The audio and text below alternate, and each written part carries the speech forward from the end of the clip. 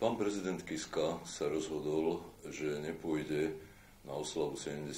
výročia ukončenia druhej svetovej vojny do Moskvy. Teda, že sa nezúčastní na vojenskej prehliadke na Červenom námestí. A podľa môjho názoru urobil veľmi správne a urobil len to isté, čo urobili všetci významní lídri demokratických štátov západu, od amerického prezidenta Obamu cez francúzskeho prezidenta Hollanda až po Angelu Merkel. Treba totižto porozumieť tomu, čo to vlastne v Moskve bude. Rozhodne to, čo bude na Červenom námestí, nebude spomienka na padlých hrdinov Červenej armády, ktorí položili životy pri boji proti fašizmu. Bude to demonštrácia, defilírka sily súčasnej ruskej armády a nie spomienka na armádu červenú.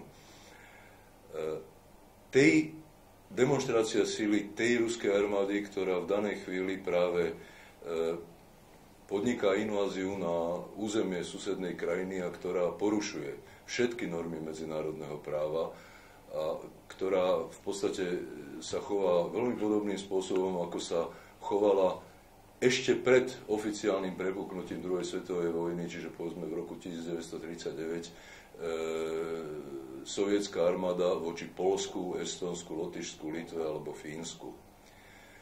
Z toho dôvodu je dobré, že ani náš prezident sa tej prehliadky nezúčastní.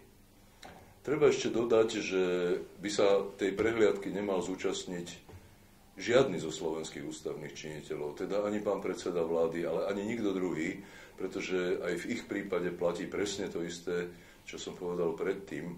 Navyše treba dodať, že pozvánku na Červené námestie, na tú vojenskú prehliadku prijal napríklad severokorejský diktátor Kim Jong-un, ktorý je zodpovedný za tisíce a tisíce ľudských obetí toho neľudského režimu. A naozaj by nebolo vhodné, aby prezident demokratického štátu, aby náš prezident stál na tribúne vedľa niekoho, ako je Kim Jong-un.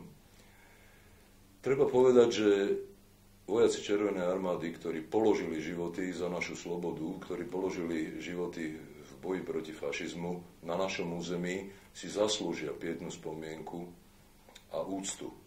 Ale to by bolo dobre, keby náš pán prezident aj naši ústavní činitelia vzdali tam, kde tí vojaci bojovali a kde položili svoje životy. A síce na vojenských cintorínoch sovietskej armády tu na Slovensku.